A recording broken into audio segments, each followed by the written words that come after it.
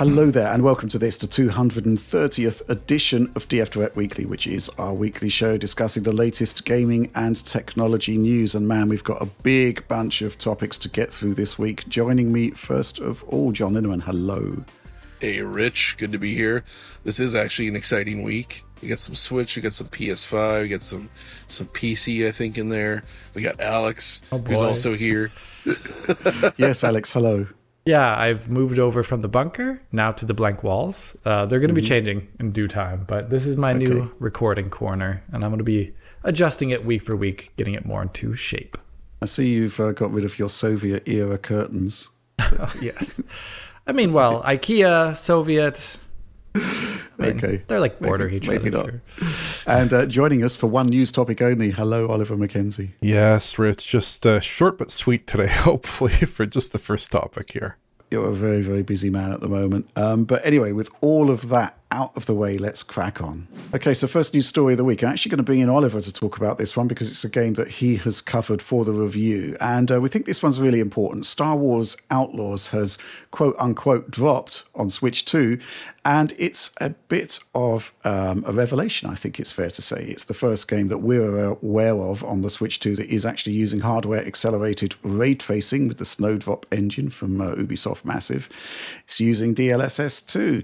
And obviously there were concerns about that game pre-launch because the media that was supplied by Ubisoft wasn't particularly exciting or impressive in any way. Meanwhile, there was a PAX West demo as soon as last week that actually wasn't looking particularly impressive either. But the final game has arrived, and it's pretty impressive. It's a massive statement, I think, about the capabilities of the system for current gen ports. Oliver, you're joining us on this one. And how do you want to tackle it?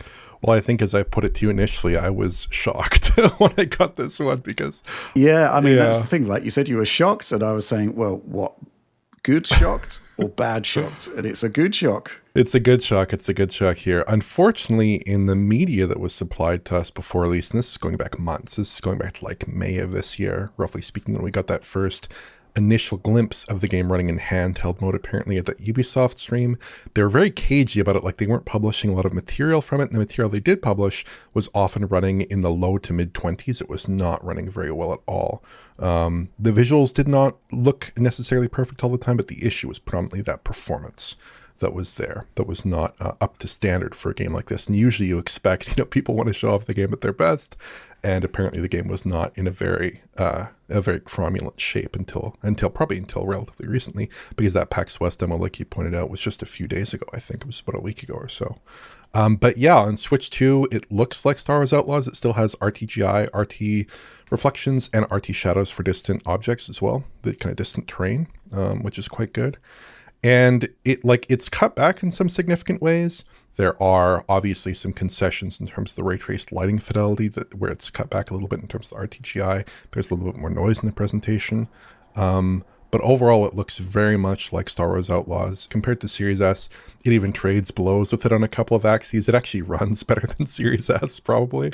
In terms of image quality, there are some advantages on Switch. Obviously, you have DLSS there versus FSR.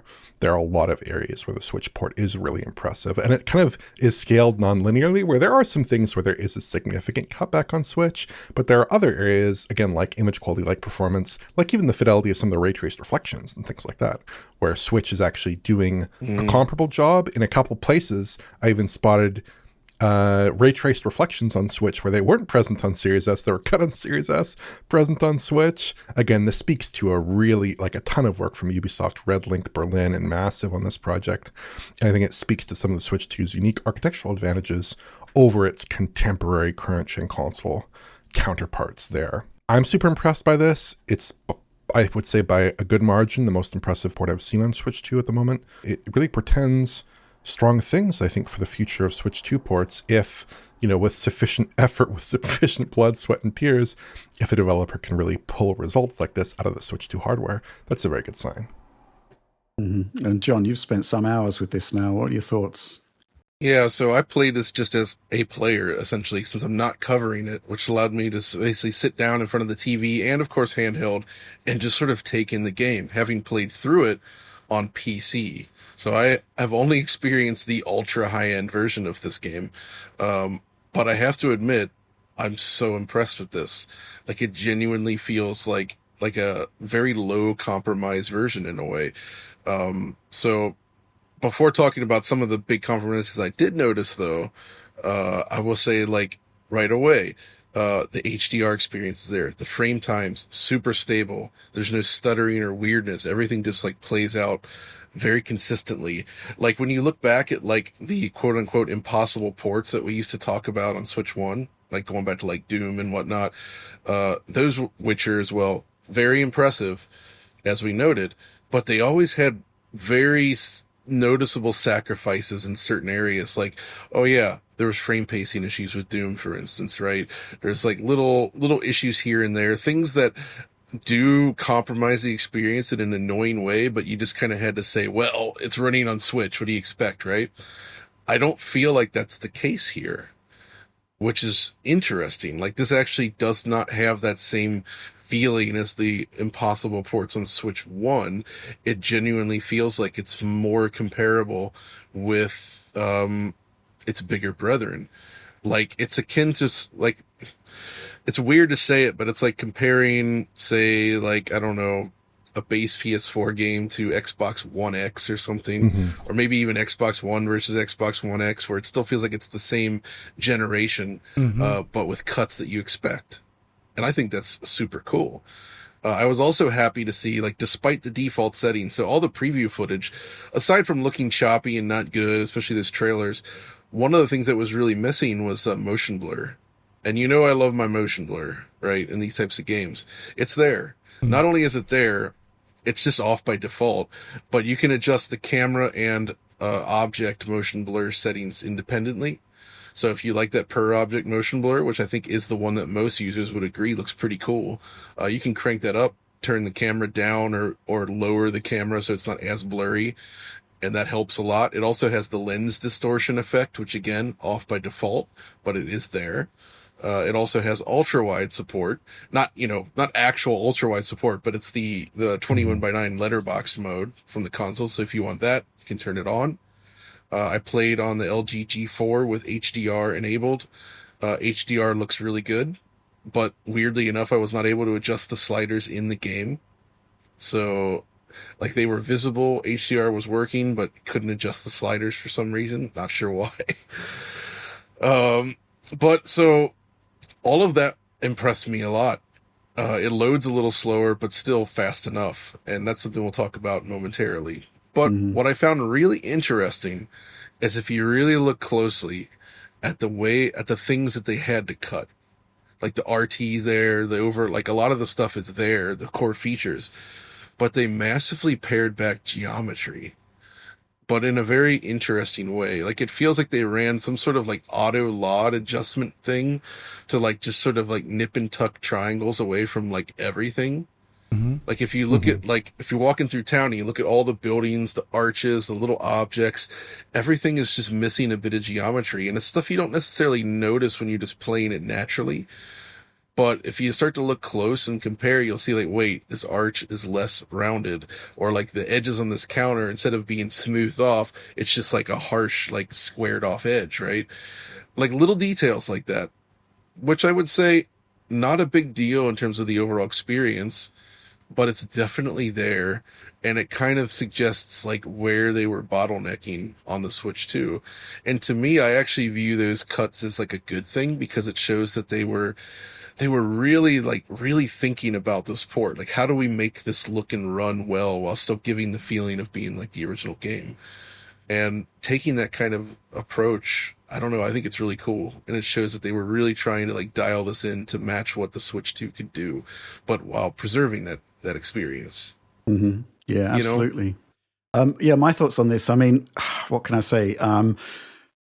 Cyberpunk, impressive port. It's a benchmark game, right? It's interesting to note that they actually also introduced some custom geometry reductions and LOD differentials there to actually make that possible. So it's not really a surprise to see that happening here with Outlaws. But I just want to sort of talk more holistically about why this is important, why this game is important, because Well, what can we say?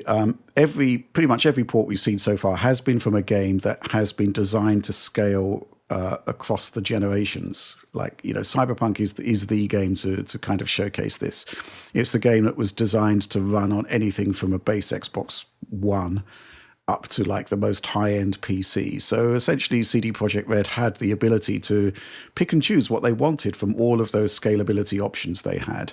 Now, what's interesting about Star Wars Outlaws, of course, is that it's an engine that was designed primarily for the current generation, exclusively for the current generation, in fact. And it's also very difficult to run on like older PC hardware, especially like the handhelds and stuff like that. So the concept of them being able to create this game and produce a highly creditable version. I mean, it's hitting all the marks. Resolution looks good, which is great. The ray tracing is there. I mean, the game probably wouldn't even run without ray tracing. It kind of had to be there for this port to be viable. So the concept that this was actually all doable and all possible, albeit, obviously some degree of effort went into this port. There are extra scalability options that are now built in that maybe Series S could have benefited from to a certain extent. But, basically the idea that Nintendo rolls up with a console 5 years after Microsoft and Sony, 4.5 years, and we're unsure as to whether it could handle current gen ports. That was kind of like one of our key concerns about the system, but this game shows that it can be done, that those current gen games can actually arrive on Switch 2, which is great, which is kind of what we wanted to see, and obviously disrupts the narrative set by their own pre-release media and demos, which again is quite astonishing. Alex, curious about your thoughts about this. Oh yeah, well, I mean, just regarding the geometry thing, I don't want to steal any thunder from Oliver's video, but if I recall, the PC version of the Ubisoft Massive games has a great, I forget what they call it. It's a slider that goes up to 200%. And it's controls geometry quality at a distance. And with that, you can see a lot of extra added detail in the geometric quality at a distance. And maybe it's just them playing with that, like a negative value for it, for example. Feels like the return of tessellation. Yeah, something like that. And basically. So that was just something I was thinking about while you were talking about that. But with the rest of it, I'm very curious about how this porting was done, because the console versions of this engine use a very specific custom ray tracing path for it. They do actually some of like the BVH building on the CPU. Some of it's on the GPU as well, which is very atypical to do any of that kind of stuff on the CPU at all. They have like custom intersection for a lot of things. These are all things that they did to make it run on RDNA 2, which is very bad at ray tracing. Then they have Ampere, which on the other hand has like automated functions for those kind of things, right? So I'm very curious to see if they ported what they did there or if they relied on what they had as part of what the hardware package is. And those are all questions I would love to ask them in an interview. I hope we can get an interview with the people responsible for this port, because it is very intriguing. I actually have yet to load it up. Rich did send me a key. I was like, I got to find the time for that. I have yet to do it yet. But I would love to see it in person, because it does sound pretty cool. And I'm really wondering how they managed it. Alex, thinking about that, to me, I was thinking like, okay, so the Switch obviously is heavily crippled Ampere in the fact that it's turned way down, right? Yes. But it also kind of speaks to the efficiency of its RT hardware versus RDNA 2. So even when sort of crippled in the way that Switch 2 is, it easily trades blows and can possibly exceed the lower end RDNA 2 consoles. So, which makes me think that ray tracing on Switch 2 won't really be that much of a bottleneck outside of maybe the CPU side. And in fact, CPU seems like it's going to be the largest bottleneck for anything Switch related going forward. So we'll see how that plays out. But this is good news, right? Like we finally get to see the Switch doing proper ray tracing, and not just like light ray tracing, but like serious stuff. Yeah, this is a 30 FPS Series S game, but critically on the other consoles with largely identical CPUs, right? It is a 60 FPS title in its performance mode, so perhaps that frees up some CPU resources there. It's It shows a bit of an unbalance between them, right? Yeah. Where like Series S has more limitations on the GPU side, maybe that make it Very much so. 60 off the table. On the Switch 2, even though it's rendering at a much lower resolution, because it's using DLSS and its output is like 1440p docked, 1080p handheld, it still looks really attractive and smooth and clean. Dude, yeah. I especially did you notice with the reflections, like when you're looking at like the water areas out in the sort of the fields there, right?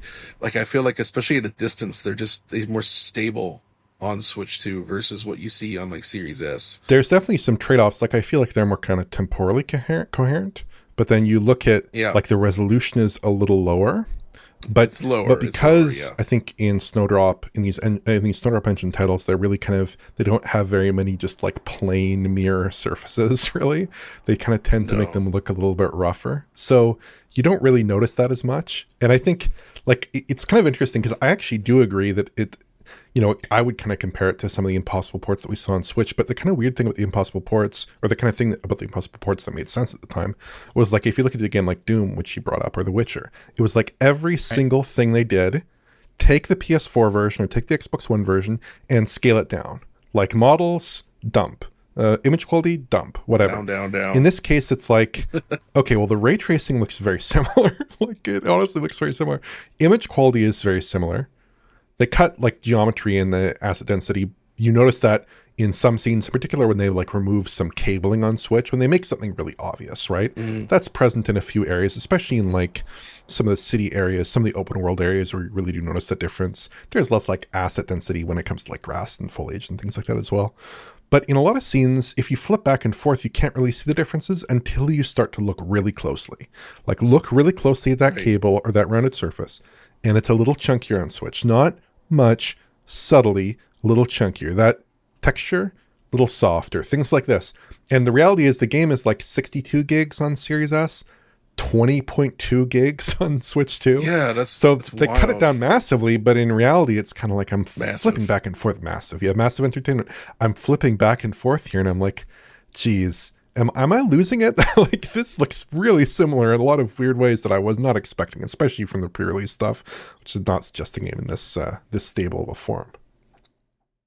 So the thing about this port that made me think so recently, kind of a separate game, but there was this rumor going around that, Resident Evil Requiem's coming to Switch 2 and PlayStation 4, right?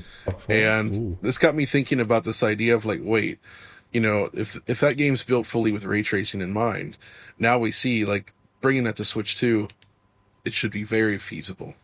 But doing it on PS4, not so much, because like Outlaws, I would imagine the game is built with ray trace lighting from the ground up, and changing it would require them to re-engineer and re-art a complete fallback solution, right? Which is possible, but that's going to cost a fair amount of money and time, right? Like if they had to go into Outlaws here and strip out all the ray tracing features, that would have meant like redoing all the lighting in the game using like an old like probe-based solution or something, and like basically like doing a bunch of engineering work, a bunch of artwork. Like that's not a trivial task. So like I feel like this really shows that the Switch 2 is capable of current gen experiences in a way that you can't backport to PlayStation 4 so easily. Going back to the Series S comparisons there, Oliver, I think it's fair to say that there are some reductions to RT quality, right, on Switch 2. But I think the one thing to bear in mind is that we're talking about a machine here that's basically running at like 25% of the powered VOR. Yeah, less than 25% potentially when you're looking at docked play, which is pretty astonishing, right? Yeah, I would say like the primary difference that you notice between the platforms is that when you look at Series S versus Switch 2, Switch 2 is just noisier. Like right there, fewer rays being shut out. It's a noisier presentation, especially if you go over time. If you look at something like a scene that's very, indirect in shade, moving the camera side to side with the right stick, you see breakup and holes in the RTGI. And you'll notice that across platforms, basically on everything but PC, with the kind of higher end settings there with the reconstruction there. And you'll see more of that kind of noise, more of that kind of breakup on Switch 2, but not obnoxiously so. It's a little, it's a moderate. That's why you want motion blur. Exactly. Well, you can turn on the motion blur, and that solves that issue to some degree. At least it makes it less apparent, visually apparent. But even if you're going slowly with the camera, you can notice some of these issues. In general, those are compromises that you'll see across all platforms. Any kind of issues with Switch 2 that you can kind of allege are probably also issues with the Series X release, or with the Series S release, and to a lesser extent the Series X and PS5 releases. Going to take some supporter questions on this one. We'll start with this one from Critically Wild. Has Outlaws on Switch 2 opened any doors in your minds in terms of Switch 2's capabilities overall? Earlier assets were really rough and it seemed like it couldn't wind up as good as it has. That talk did seem to centre around the hardware more than what the devs could pull off. So doors opened ajar. I think it's fair to say that this does seemingly put ray tracing on the table in a way that we kind of suspected was possible based on some of the PC projections we did. So I'm going to be really interested to see if, I'm assuming that at some point Control is going to be ported to the Switch 2. And I do think the ray trace reflections are actually a really good potential route forward for Switch 2 based on those GPU projections we did. What do you think, Alex? I mean, yeah, I think this opens the table for those. The thing is, the CPU still does get in the way. So one thing that this game does that other games can't do necessarily is this game doesn't have any of the dynamic objects really moving or in there at all. It's all covered in screen space. And that way it has similar, at least on the highest PC settings change that. But that has more similarities to something like Software Lumen in that aspect, where dynamics are not really a part of the situation. And as soon as that becomes part of it, you've got like the question of like what is running on the CPU there, and also kind of like what is the BVH build time on the GPU, because as soon as that starts ballooning, that's something you can't really compact down. It's just a flat cost, unlike things like resolution or ray count. So I think this shows as a great proof of concept, but I would still not say like every ray tracing experience fits on the Switch as a result of it. But it definitely lends itself to it, at least as a good proof of it. Yeah. Mm-hmm. Okay. This question from Dajarko in brackets, Dan, happy half Fortnite lads, ! With everyone and their dog eating their hats over the Switch 2 port of Star Wars Outlaws, does this bode well for other Snowdrop engine games? For instance, a possible Frontiers of Pandora port, or perhaps a version of the upcoming Splinter Cell remake. Is this the first game on Switch 2 that is using hardware-accelerated RTFX in addition to using DLSS upscaling? On the latter point, I think it probably is. Almost certainly is. But what about Avatar, Oliver? This one, that would be quite tricky, I think, but not impossible based on this. Avatar has very different kinds of content to this game, I think. Yeah. And I kind of think of like Akiva, which is, I think you do see some custom settings there to kind of adjust things and make it work. And you see some real reductions in the draw distance of all the foliage and all the trees and things like that.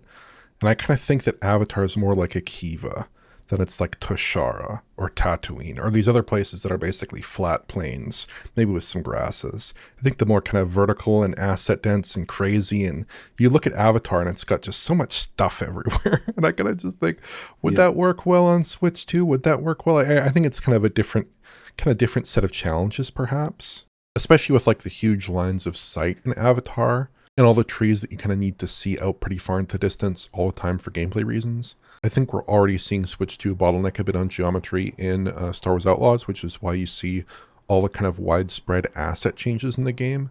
I think in Avatar Frontiers of Pandora, that would be much more pronounced, and you'd basically have kind of like a supercharged Akiva. Okay, well, thanks for joining us on this one, Oliver. We're going to move on now to our next news topic.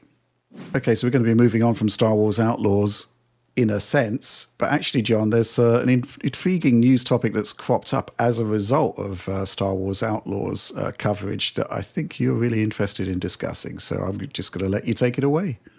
Right. So we were discussing this on social media, as you do, and somebody noted that, it's disappointing that this did not ship on a normal game card. It's only a game key card. Right. And I agreed. I was like, wait, it's down to 20 gigs. It should fit. It's kind of a bummer.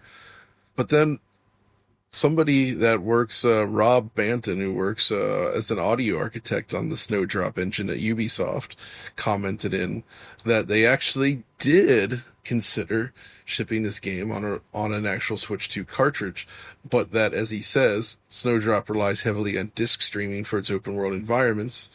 And we found the Switch 2 card simply didn't give the performance we needed at the quality target we were going for.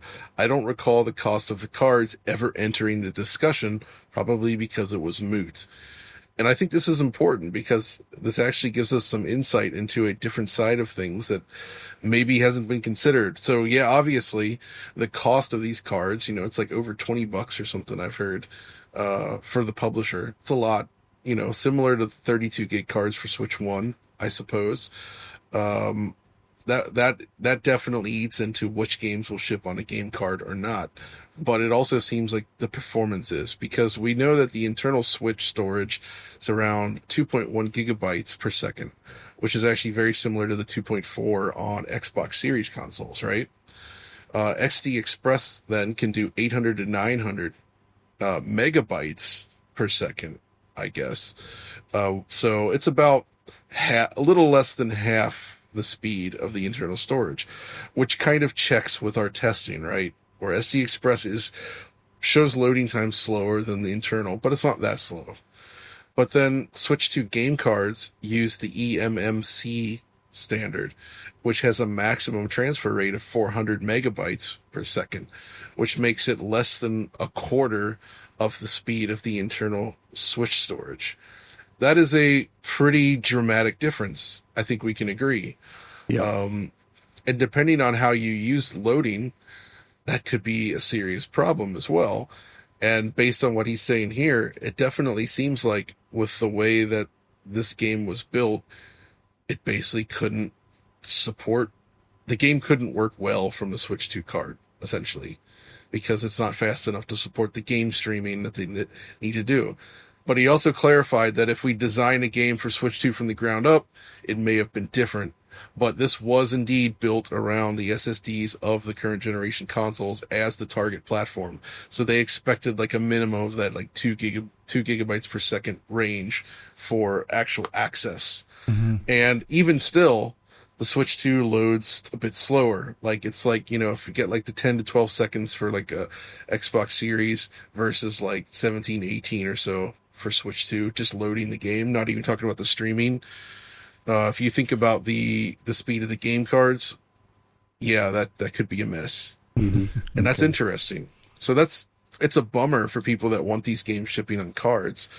But it also, for me, makes me think like one solution to this could be Nintendo essentially allowing developers to put games on cards that is like a data store, and then like the game key card, it downloads it, but it downloads it from the game card instead of from the internet. You know what I mean? Like, I feel like that could be a way forward here.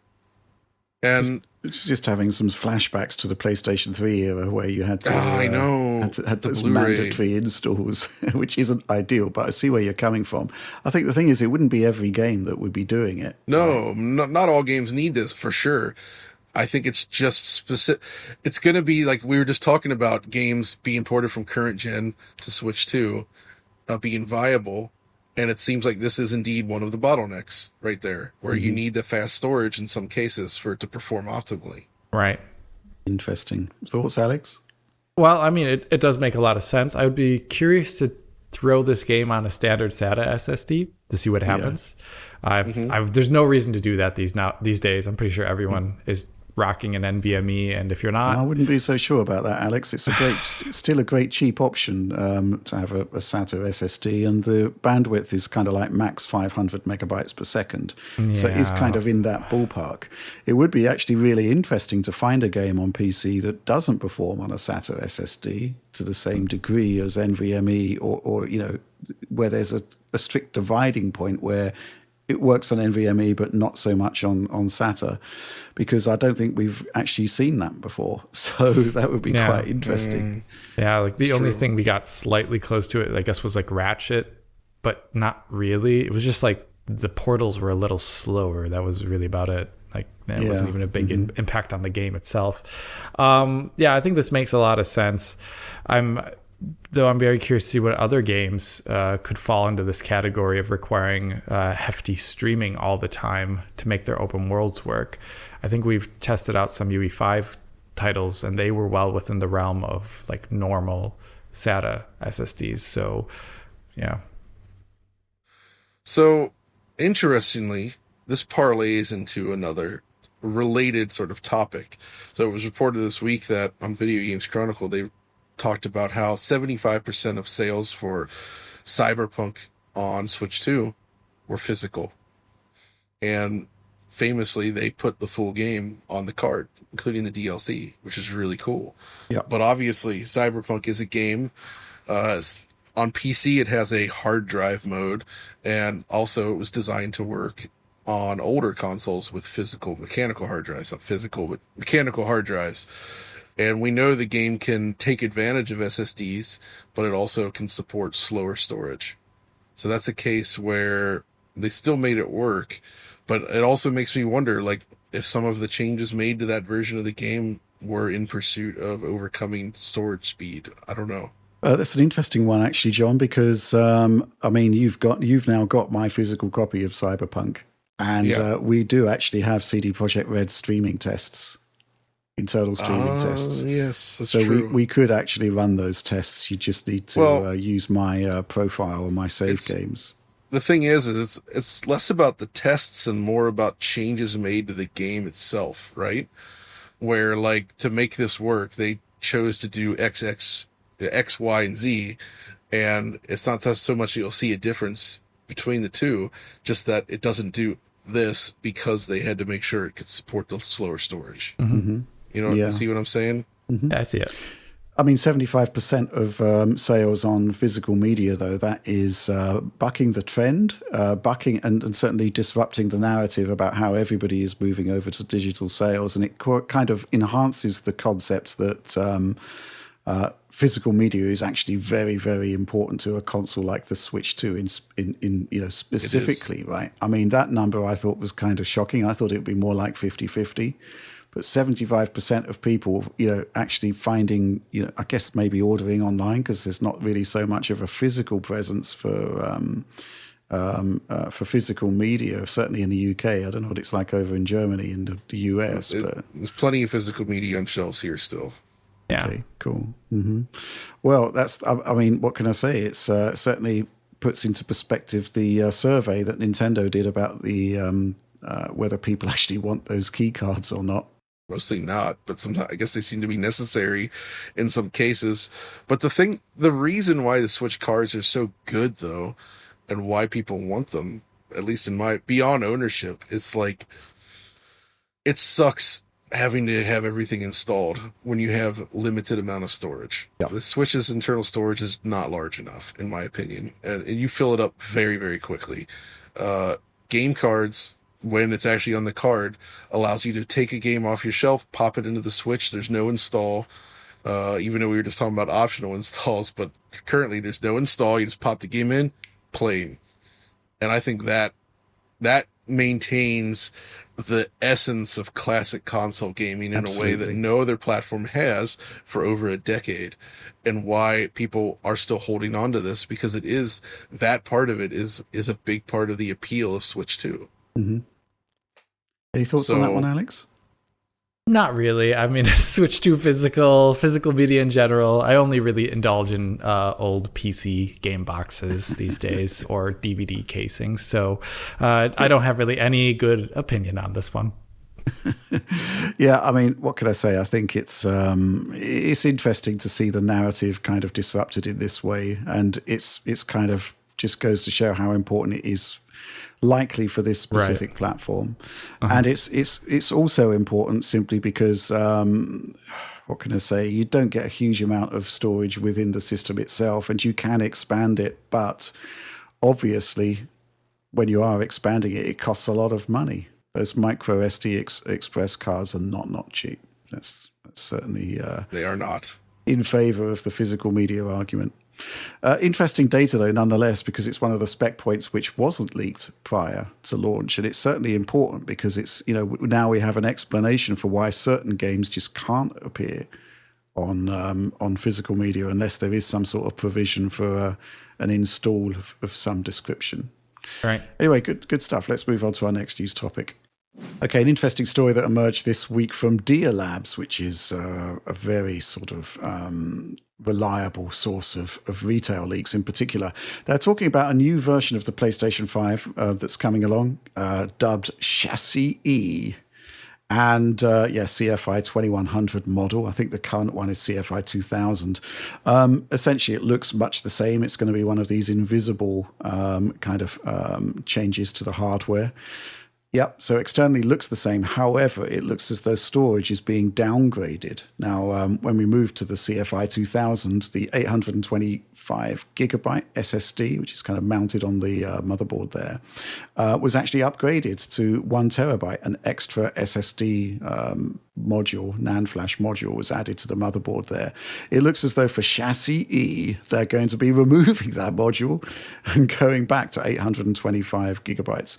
So I think, certainly with the current situation around prices seemingly going up for consoles, there's actually a good argument to get in now before either the prices go up again or your console gets downgraded. John, not exactly a fantastic state of affairs and kind of almost like penny pinching, you might think, because how much do these modules cost? It can't actually be that much. So beyond the cost, the whole thing that's confusing to me is the number of lanes used for the SSD, right? Wasn't it the case where the original PS5 was like 12 lanes or something on PCIe for the NVMe drive? Right. And then, which sort of made it so like you could have like an 825 gigabyte drive easily, like numerically it worked out, or like double that or something. But then they switched it to have like 8 maybe, or how I can't remember the exact setup. Change. But I understand what you mean. there was a change that made it mathematically so that 1 terabyte became possible. Yeah. With the controller there. So I'm wondering then if they're going back to 825, does that also mean they're going back to this old design as well? Like, what's the deal here? I'm really confused because like mathematically, 825 doesn't make sense, right, given how the PS5 Slim is designed. Maybe obviously there's going to be a board revision involved, which justifies the CFI 2100 labeling. So it kind of makes sense that they probably have changed the boards to accommodate the fewer number of modules, but it's certainly not ideal, is it? It's weird, yeah. And I can't imagine it. I guess when building a machine on the bill of materials, every cent counts, right? Yeah. But I can't imagine the saving more than like single digits, maybe like $10, I don't know, at max of overall cost. Like, I don't see how it would make that much of a difference. And frankly, we're in no man's land here with consoles. Like, we've never had a generation where consoles kept getting more expensive while also losing features. We've lost features, but prices have come down. But now we're seeing both increases, and then in order to prevent more price increases, now they're taking away features as well, even though it's now more expensive than it ever was. Like, the whole situation just feels really kind of icky to me in a way that's like, it really makes you concerned for like where console gaming is going, because it seems like it's financially not all that sustainable anymore. Mm-hmm. Right. I mean, you're not the only one with concerns about pricing. Capcom were talking this week about they think that the take-up for Monster Hunter Wilds is actually lower than expected because the PlayStation 5 hasn't come down in price, which is certainly an interesting point of view. I'm not sure I fully agree with that, but I guess it kind of there's already makes a lot sense. of them out there, you know what I mean? I think the other thing, of course, is that unit sales of the PlayStation 5 seem to be broadly in lockstep with the PlayStation 4 generation. But it does say to me, of course, that if the price was lower, it could actually be much higher. It's a tricky one. What do you think about this, Alex? Yeah, I mean, as soon as you enter this realm where you're starting to take away stuff over time after having built them up, it does seem like extreme penny pinching. Like, just like John, I'm very confused at like what the exact rationale is behind this versus maybe the publicity that it would create of actually releasing a model like this. I also think that model, given the current size of games, is kind of not so great anymore. These, unless this is a model just made for people who only play the forever games, that is the thing. Like the Series S is supposed to fulfill at the same point. Like it installs literally one game. It's a bit more than one game. Yeah, but maybe two games. Very, very big games. But your point is actually mirrored by this supporter question from Snorlax #1 Cat Pixel Peeper. The PS5 base launched with 825 gigs, the PS5 Slim upgraded to 1 terabyte. But there are two things I'd like to point out. Most players who are upgrading at this point are those who play Warzone and or Fortnite plus FIFA. With 825 gigs, you are good for that. 666 gigs usable. If that avoids a price increase, so be it. The magic number is 512 gigabytes usable because Series S had 330 gigabytes usable and was not good enough. Also, games are using more compression thanks to Lumen and RTGI. I'm not sure that last comment. It doesn't check. Just less data is what they mean, but yeah. I know what they're saying. But yeah. I'd also take issue with the concept that the people who are upgrading now are just playing Fortnite, FIFA, and Warzone. Potentially it could, but it's a sort of massive generalization, I think. And so the Capcom comment to me also kind of sticks in my craw, if you will, because they have more data than us, obviously, and I'm sure that there is a role played here by not having an install base as large as the PlayStation 4. But I think it also needs to be considered that Monster Hunter Wilds is largely considered a massively inferior game to Monster Hunter World. Yeah, they're ignoring and Monster Hunter World was sold best on PC. Yeah. Right? It was a huge selling game on PC. It ended up outselling the console versions. And guess what launched in a very bad state on PC? Monster Hunter Wilds. Which Capcom games usually launch great, but Monster Hunter Wilds was not very good on PC, as we know, to the point where the developers had to they almost had to apologize for it, and they're going back and like doing major fixes because it was a bad PC release. And I think I'm surprised they're not willing to acknowledge that probably also played a role. If Monster Hunter was so big on PC and then all of a sudden their next game doesn't run well on PC. Right. Mm-hmm. I mean, this is a bit like them pointing out something and just like being naked, in front of an audience. Right? Yeah, it is very funny when you put it like that. And it's also weird to talk about the PlayStation audience when they've always said they are focusing their next titles as like PC led. It is actually a very weird statement in the end. I wonder what the prompting was to it. Yeah. Plus, given, realistically, if they wanted to ship that on PS4, what would that have meant for them, realistically? Right. Like, the game does not run well on anything, at least at launch. And it's also kind of not great looking. Like, what would that How PS4 are they getting version? that working on PS4? That's what I want to know. I'm sure they would love to get it on Switch, too, but even that seems like a stretch at this point. Like, clearly, and that's the thing, is, like, RE Engine is extremely good for the types of games it was designed initially to work with, right? And it's still awesome. Like, it's one of my favorite engines out there, but it's clearly there's an issue with doing these larger open world titles. Dragon's Dogma 2 already showed it, and Monster Hunter Wilds doubly so. They need to sort of work on that a bit, I think, going forward. Agreed. Well, the good news from Capcom's perspective is that the game has already sold 10 million units. So, this is basically them talking about scaling beyond those 10 million units. So it's a different sort of. I think we can assume that the sales were actually pretty good for them at launch, and it's just the sort of longer term, the long tail, so to speak, that they're actually more concerned about. But yeah, that's certainly an interesting viewpoint. But I get what you're saying there, John. What can I say? It wasn't a particularly great game at launch. There is a lot of work to be done there still, I think. Okay, so we actually had a new state of play from Sony this week. 007 First Light has now emerged. We've actually seen proper gameplay. And I think what we saw on the state of play was the PlayStation 5 professional version. But we actually saw the PC version running at Gamescom. We were under embargo until that state of play, quote unquote, dropped. I actually thought what I saw was really, really cool.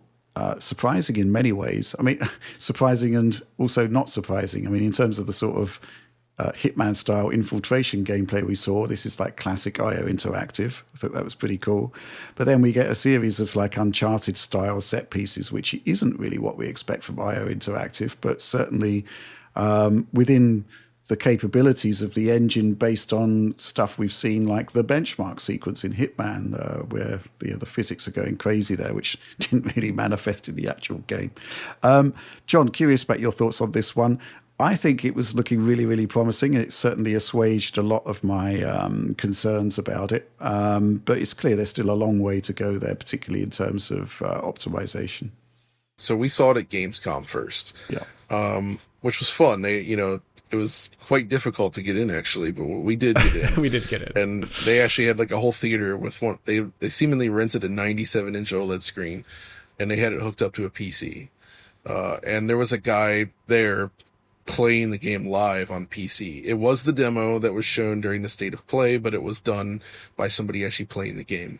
And you could tell because there was a couple little snafus at points where things didn't quite go right. Not the game's fault. It was actually Windows encroaching in and causing some problems. Yeah. So, which was not great, but the game continued. Obviously, PC, it ran noticeably better than the state of play gameplay, unsurprisingly, but I don't recall it being super, like, I think they were just aiming for 60-ish. It was 60-ish, and it had some dips also in the PC code, like that was it did, but it's still, that's the thing though, this is pre-release, and we can't judge performance yet. We can just look at the ambition of what they're doing, and I think the gameplay, both what we saw and what we've since learned afterward, super interesting. They've essentially made sort of Hitman Uncharted with a bit of immersive sim elements tossed in. Mm-hmm. So it seems like the bulk of the game does include a lot of like almost ImSim style stuff, like infiltrating places, figuring out how to get through places, and multiple ways to do it that are all done not just through like scripted things, but actual like based on the tool set you have as well as what's in the environment, similar to Hitman, but a little bit more guided perhaps. But then they also have these more like cinematic Uncharted style sequences, and I'm sure they don't like comparisons to Uncharted, but I think that's actually the fact that we can compare it to that, I think speaks volumes as to how good they're doing. Absolutely. Because trying to match, right, it's a compliment. Trying to match what Naughty Dog was doing with something like Uncharted 4, which is what it reminded me of. That's pretty awesome. Like, they've never made a game like this before with this sort of like fluidity to the animation, the physics, the destruction, all these like scripted sequences, everything sort of coming together. Like, I mean, they tried a bit more actiony with Kane and Lynch series, but it did not look like this, to say the least. Although Kane and Lynch 2 is a cool looking game. It is a cool looking, yes. Kane and Lynch 2 is cool. Kane and Lynch 1 is kind of ugly, it's actually. Jank. Yeah. It's jank. So I was really like, I was so impressed with like the overall changes made to both the engine and then the presentation in general, the materials and everything. The lighting was great. Animations are great. They had that, I think it was like 90s, early 2000s era Jaguar XJ in there, which was, that's a classy design I still love. And the paint quality on that was excellent. That sort of pearlescent green, turquoise-ish, not turquoise, it's like emerald green, actually. It's like a nice pearlescent emerald green. Beautiful. I love that on a car. It looked really good as well. But then, of course, all the explosion stuff that we just mentioned, lots of physics interactions, and, of course, large-scale environments, because between that sort of infiltration and the big airfield battle, and then in the sky, all of this is done seamlessly, and there's tons of driving with like a huge distance covered. And I don't think IO's engine has ever handled locations anywhere near this size before. And in fact, I don't think they had any kind of like serious streaming stuff happening in the background either. Hitman levels were like, you load it up, it's a constrained, very detailed, but single environment, and you're just in there and you do the thing. And then it, it loads up the next one when you move on. So they've clearly made some big investments here in their own tech, which I think is super cool to see. But of course, PS5, right? PS5 Pro they showed. And so I'm happy that they were so honest about showing where the game's at, right? This can only bode well, I think, in the future, because it's probably going to improve. And by the time it improves, that will have a positive public sentiment similar to Outlaws, if you will. Not that this was like the Outlaws Switch early footage or anything, but we saw a lot of dips under 30 FPS, a lot of dips, like into the 20s, possibly lower at times. We haven't actually benched it, but it gets pretty chunky at times, which definitely shows that they're pushing things pretty hard. But it also made me wonder about, like, how is this going to work on Switch 2? How's this going to work on Series S? Like, they've got their work cut out for them if the PS5 Pro is already running this way, right? Yeah. I don't know. I'm excited to see whatever, because I think what they're doing here looks freaking awesome. And I really can't wait to play it. Mm-hmm. So, Alex, we saw the presentation at Gamescom. Obviously, we've now got this new material from the PlayStation 5 Professional. We also spoke to the developers at Gamescom. Yeah. Curious at your take on where we are so far with this game. Well, I was much more skeptical after the first trailer, and then seeing the game live actually quelled pretty much all of my concerns regarding characterization. And specifically, I was really worried about the young, smarmy James Bond, which didn't come across that way. It was actually a lot more subtle, and they actually did talk about that in the interview, balancing and avoiding quippiness and all these things that are kind of modern tropes, and that was really cool to hear from them. From the tech side, like John, I was impressed. I was actually impressed by the distance rendering too. Right. That was really well done. Something that you kind of get occasionally as backdrops in the Hitman levels, but that's when you're just, that's a static thing. But here they're going through it. Yeah. And they're going through it. And so that's having to LOD, it's having to change things. All the trees you're seeing in the distance eventually come much closer at one point. So that is really cool to see that all in play. The one thing I was surprised not really to see, like, they didn't seem like in Hitman 3, they pushed for some ray tracing there that was really interesting. It was very heavy at the time of release. Nowadays, I think it's probably still heavy, but it at least with more modern, like, Ada Lovelace or Blackwell GPUs, it is pretty well off there. And I was surprised not to see it in the demo, at least in any visible form. It seemed like shadow maps and the kind of stuff they'd been doing for Hitman before they added in ray tracing. And here it's definitely a game, I think, given the ambitions of the locales in terms of size, I think ray tracing probably makes a lot more sense than like we put a purposeful like cube map right here. That's probably like a lot of art time. Right. But who knows about scaling? This is all very early. So I would just be very curious to see if that ends up in the product again. I think that's probably also dependent upon who is sponsoring the title on PC. Last time it was Intel, it was cool to see that. They were one of the XeSS titles. But here, I'd be curious if it's still Intel. Maybe it isn't. I have no idea. Also seeing that CPU is finally getting to work, like Rich talked, was very nice because the engine has a super robust physics system in it and can do a lot of stuff in terms of how many individual objects are moving at once, not just for NPCs, but for actual like physicalized things. And seeing that actually put to strain and be useful from a gameplay perspective. Like the one scene where he gets out of the tube and he starts shooting at the guys and all the stuff's exploding. That was actually stuff that I almost wanted to see in Hitman all these years, but there's no good reason to act that way in Hitman. And the levels, if you're killing civilians in those levels, that's pretty awful. So here, within the context of like an action-based game, when you have the license to kill activated, then it's a lot of fun. And I'm actually super excited to see that in person, playing it. Mm-hmm. Yeah. I mean, it seems to be the case that where there are performance drops in this work in progress demo, it seems to be pretty physics based. So that's kind of slightly concerning because that level of optimization on the CPU side is much more difficult to do than adjusting things GPU side, where there's a lot more scalability. So going to be curious to see how that works out in the final game. On the conceptual side, I think the bottom line was everybody had concerns about a kind of quote unquote young Bond. You know, who is this guy? I mean, if it's not the fully formed Bond, why should we be interested? And I think on the one side, based on what we actually saw in the demo, there it is still the same character fundamentally, and it's still a really interesting character. All the core characteristics are there. I think that's pretty great.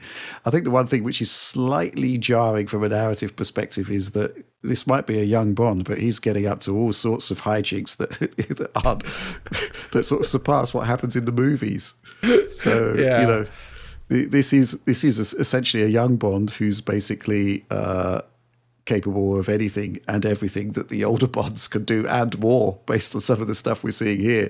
But in terms of what you want from a game, that's just fantastic, right? I mean, the action that they've brought to the table here just looks absolutely phenomenal. I'm really looking. Plus the whole, did you see the license to kill thing, where you actually have to get a license to kill at certain points? It's not something you can just always do.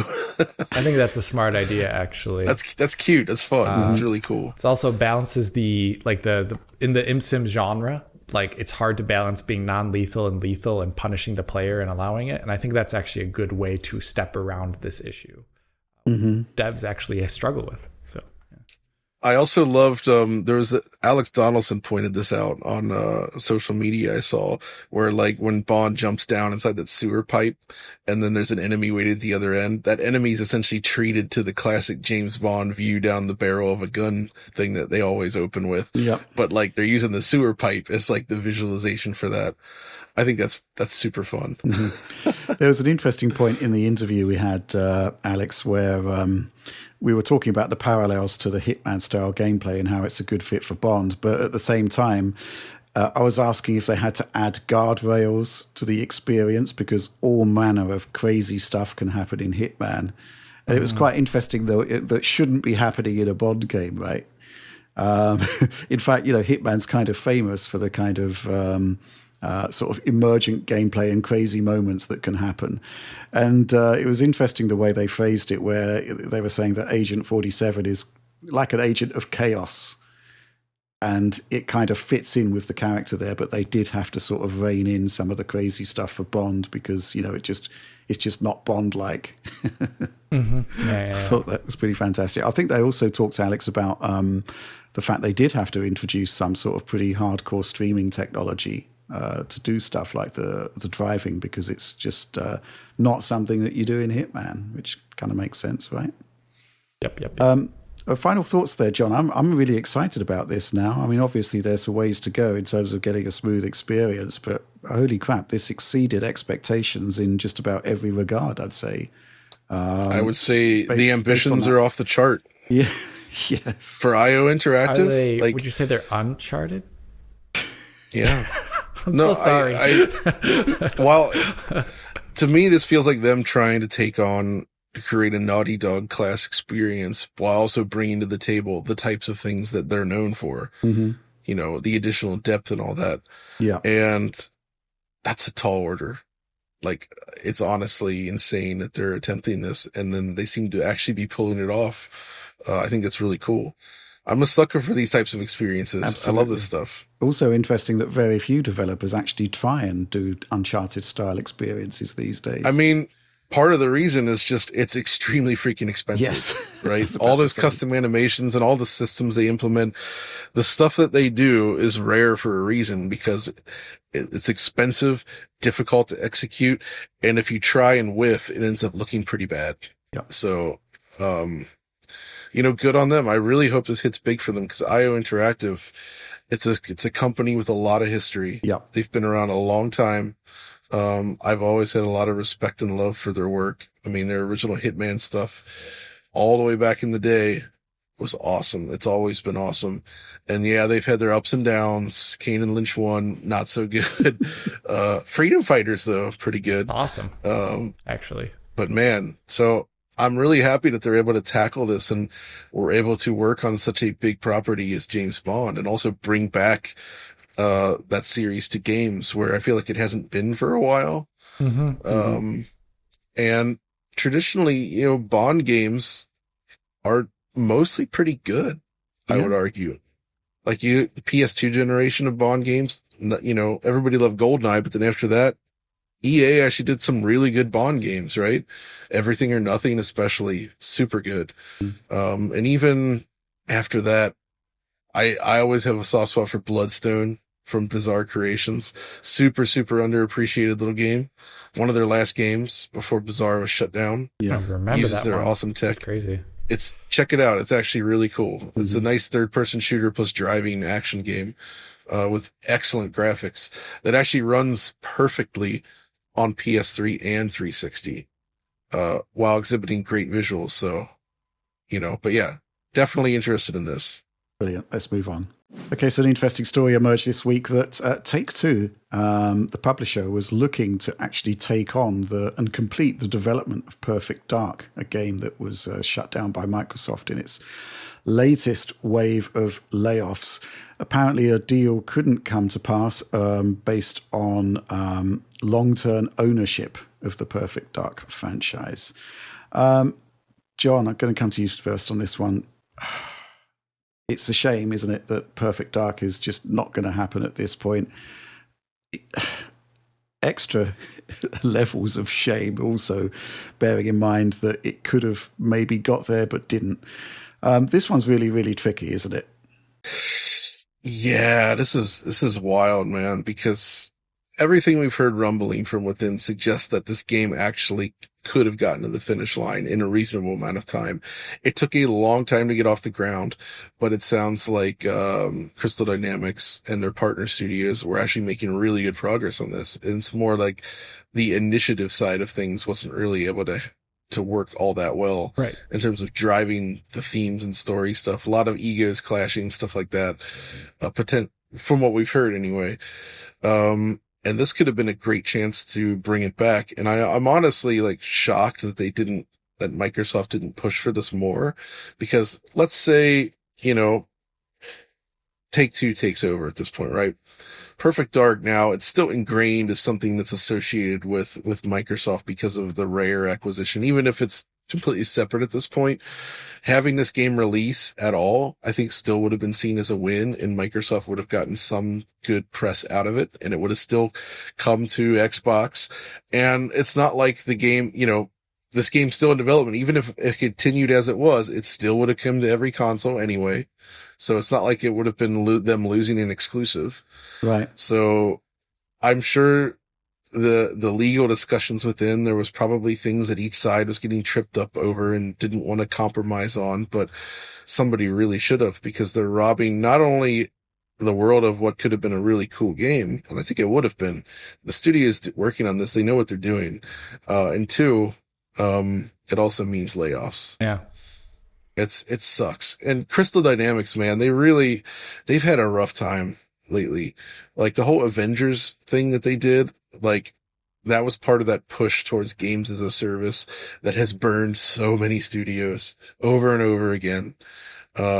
They got out of that. I can't say it was like a giant failure, but it definitely wasn't the success that they were looking for. And then they get wrapped up in this. So I really hope whatever they're doing with Tomb Raider next, is strong.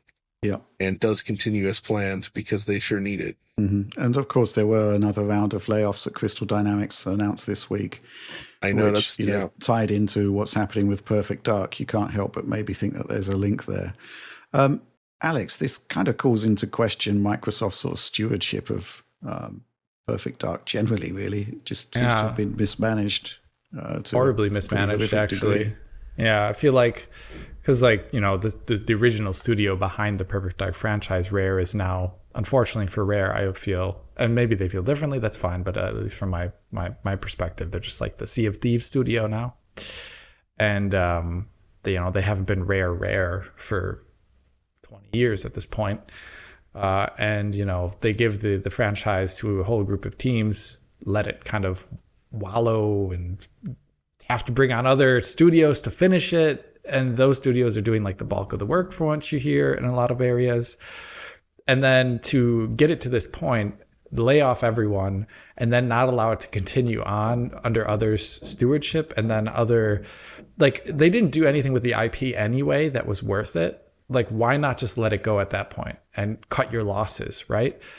Is the IP worth it for some sort of revival in 10 years again under another studio or something like that, or some sort of transmedia project?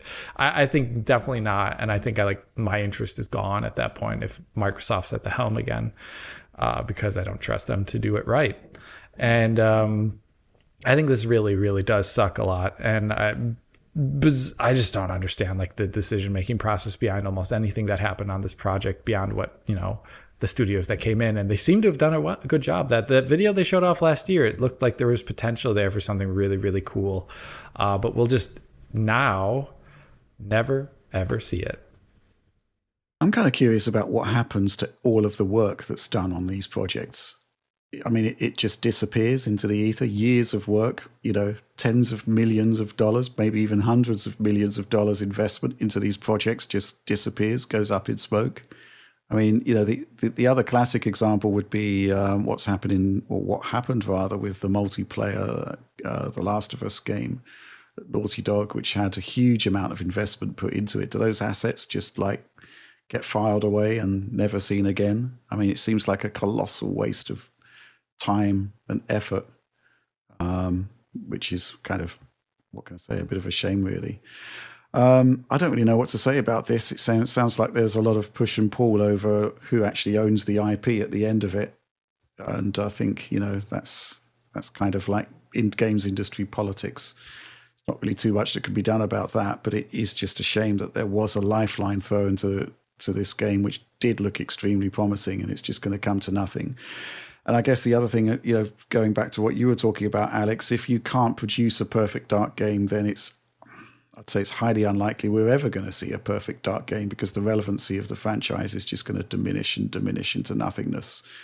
Yep. So that's not great either. Any final thoughts on this, John? I mean, beyond what I've said, not really. It's a gosh darn shame. Mm-hmm. I really wanted to play this, and everything makes it sound like it wasn't just smoke and mirrors. It was actually coming along well. Mm-hmm. And it just needed that extra time to get to the finish line. And there's so much invested in it that it's a shame to just throw it all away like this. I hope it leaks. Yeah, me too. Okay, let's move on to our final news topic of the week. What can I say? Silksong actually arrived this week, and its arrival prompted the collapse of just about every gaming store available, making it extremely difficult to actually buy. But, hats off to the developers here. It's going to be hugely popular. And John, you've been playing it, right? It's not exactly a Digital Foundry game in terms of pushing technological limits, but you were extremely impressed with what you saw, right? I like to cover 2D games with plenty. I admit, for starters, I wasn't a gigantic fan of the original Hollow Knight. There was just things about it was a bit repetitive. I didn't like the way the character looked and moved, and there's just things about it I didn't love. But I always recognized it as a great game. This one actually feels a lot nicer so far, based on what I've played. But beyond that, there is actually a technical reason here. The thing that pushed me to actually give it a shot comes down to some very uncommon features for 2D platformer in games. That is, it supports ultra-wide monitors, and it runs with an uncapped frame rate. Yeah. And you don't usually think about platform games when you think about high frame rates. But let me tell you, when you experience this, like I'm playing at 330 FPS for this game in ultra wide, like the feeling you get, it's like your eyes can scarcely comprehend the fluidity that is born out of this. It feels unreal. Like it actually feels like you're physically moving objects around in front of your eyes. You know what I mean? Like it no longer looks like a digital scrolling screen. It really just looks like a physical diorama, like peering into something. It's really, really cool to see. It reminds me, there was another game I love that came out not that long after Silksong, Monster Boy and the Cursed Kingdom, which was my game of the year. It came out. That was also one of the rare PC games that does uncapped FPS with ultra wide, as a platform game. So, and it really is not a common thing to see. It's very, very unusual. There's mods, like things like Blasphemous 2. You can mod it to have ultra wide, but it's a little bit broken in some ways. This just works. Like you just right in there. It's super smooth. I also installed the Reno DX HDR mod for it. tweak it further. So, I mean, I was just like in awe of like seeing this running on this screen, running so smoothly with this HDR and like the clarity of everything. And because Hollow Knight's a dark game, OLED is like perfect for it because you get that super rich, deep contrast between the blacks and the highlights. And yeah, I just wanted to highlight that like beyond being a popular big game, they're actually doing some stuff that's really unusual for platforming games. And all of this runs in Unity, by the way, which is another surprise. Right. It's a super optimized, super clean, fast Unity game. Mm-hmm. So hats off to the developers for that. So you're playing on PC, right? Well, yeah, I mean, obviously, nobody's doing ultra wide on consoles, Rich. Yeah. I'm just, but obviously, the Switch 2 version is available now, and it seems to be running at 120 hertz, which is another laudable thing, I think. So, from what I gather, the Switch version, this is secondhand, but it has 120 hertz in docked mode, but not portable. Yeah, that's interesting. But I still need to confirm that. That's just from a friend of mine that was checking it out. I also hear that the PS5 version has 120S as well. I suppose it is on Xbox, right? It should also have Xbox, I believe, yeah. I would imagine it's also 120 FPS there. Yeah, it is on Xbox, of course. So it's a very performant game. And high frame rates matter a lot with side-scrolling games, more than many genres, I would argue, because there's so much lateral motion, which very specifically does not play nice with sample and hold displays. You get a lot of smearing unless you're like strobing it or on a CRT or something. And this helps mitigate that a ton.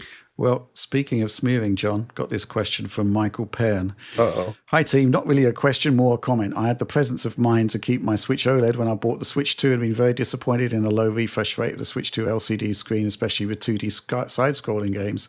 Just purchased Hollow Knight's Silksong on the Switch 1 with the free upgrade for Switch 2 and had a chance to compare between the consoles. And the OLED screen is so much better for colors and image clarity on the Switch 1, albeit with a smaller screen in handheld mode. Just don't understand why Nintendo made these LCD screen compromises for the Switch 2. Surely there are better ways to cut down on its unit price. I think, well, we're going over old ground there, but, you know, just an interesting tie-in to what you're talking about there in terms of image clarity, which is pretty important. And yeah, that sucks a lot. And this is probably a worst case scenario for that poor LCD screen. Yeah. But again, I'm still not convinced that this was ever a cost issue so much where, the LCD in the Switch 2 should be able to update faster than it does. I think it's the way that they're driving it that's the problem, and it's causing it to behave the way it does. So I'm not so sure it's a supply issue so much as just the way that the screen is technically being used within the hardware itself. And I still think, I don't know if that can be improved or not. It's hard to say. I don't know enough about the Switch 2 motherboard and the way it's driving the screen to say whether that could be updated in software. But either way, I think the Switch 2 could do a lot better, and it specifically sucks for platform games like this. Okay, well, that's it. That's our news stories for the week. So let's move on to Supporter Q&A, which is the part of the show where every week I ask our supporters to pose their questions for the team. We choose the ones which are best, we can best answer. And he's not kidding either. He really does this every week. He does. So, Rich is a pro. Okay, well, let's crack on. So let's kick off with this question from Michael McCarthy. Greetings to the citizens of the independent nation-state of Digitalis Foundvius. God. Seemingly, YouTube has introduced changes to how video views are being counted, with view count drops being noticed across a number of channels in recent weeks. Has this affected you kind folk? And are there any medium to long-term implications going forward? So, yeah, this is basically following up from coverage that I think kicked off with Linus Tech Tips in the WAN show, where Linus was talking about view counts reducing, and I think he's actually followed up with a full video on that now. I've not watched it. We've also had reports from I think it was Second Wind also saying that they're losing quite a lot of YouTube views, and there doesn't appear to be any sort of transparency from YouTube as to why this is happening. There has been some conjecture that the content that's being served up to people that are not signed into YouTube has been changed. The filter there has changed to be a bit more conservative in terms of what stuff could be served up to people who are potentially under 18 years of age. Is this affecting Digital Foundry? The answer is we don't know. I'm looking just initially at DF Clips, which is our secondary channel, doesn't seem to have been affected. It seems to be running at much the same, but that is levels of views there. But that is a channel that is much, much smaller than the main channel. When we talk about the main channel of Digital Foundry, I'm still not sure. I'm looking at the content here. I think we've got, in terms of like view counts, there's stuff that we would expect to get a huge amount of views, and stuff like, what can I say, Metal Gear Solid Delta, the first video we did of that, Gears Reloaded, those have actually done, I'd say, totally in line with expectations based on the content and the stories there. There's kind of what you might call stuff that we want to do, which we expect to do reasonably well, but certainly not sort of hundreds of thousands, 200,000-300,000 views. I do think that content is not performing in line with my expectations there. And then there's content which we do because we love it. We don't really care about the views. I'd say that's kind of in line with expectations. We have a general, for the middle tier content there, we have a general expectation that we'd like to see over 100,000 views, and there's stuff which isn't hitting the target there. Helldivers 2 on Xbox, I expected more than, it's currently like 61,000 views. And similarly, Black Myth Wukong, that's a huge game. It's kind of got to 120 now, which I guess is okay. Did expect more, bearing in mind the amount of controversy there's been across that title over the years since the PlayStation version came out. John, what do you think about this? Where do you see? Do you think we're being affected by this? I'm kind of like 50-50 on it at the moment. It's very difficult to say, like you say, because you don't know, is it the topic or is it something else going on? Like what's it going to be? Yeah. All I can say is very concerning. Yeah, especially being independent. It's happening right now. Yes. Now that we went out on our own, and then instantly YouTube's just like acting up. How dare you? And it really sucks having to be reliant on this kind of like, thing where you don't have any visibility into how the service is being run. You just kind of have to go with the flow. It's very scary. You're essentially at the whim of a platform over which you have no input or even a tiny semblance of control whatsoever. I mean, I'm looking at some of the other channels that I like to watch. Gamers Nexus doesn't seem to have been affected. They're still doing huge numbers there on certain bits of content, but it is stuff that is kind of genuinely alarming. Sort of headlines, like the concept that their video channel might be shut down because of copyright strikes. I'm not sure that would actually happen, but that last time I looked at that was like doing 1.1 million views there. Very difficult to say, but when you're looking at like a what you might call a content machine, like the Linus Media Group, and they're seeing this sort of massive downturn in views, does kind of suggest that there is something to it. The question is as to whether it's going to affect us. Well, the thing that I'd like to say, first of all, is that in terms of our approach to doing things, well, that's not going to change, to be honest. I mean, knee-jerk reactions to changes to the YouTube algorithm are not going to actually help us at all and could actually damage the quality of the content that we do. That's just not the way we operate. We are who we are. We do what we do. If you try to sort of change what you do into something that you're not fully on board with, then it's ultimately self-defeating. That's not what we're about. We're not particularly interested in crazy thumbnails and potentially misleading but outrageous headlines. That's not what we do. The thing is, you could do it and you'd obviously be better off, but it would just make us feel really bad about the work. Yeah. I think ultimately when it comes to talking about the business side of Digital Foundry, which this will have an impact on if it does, if it does bear out.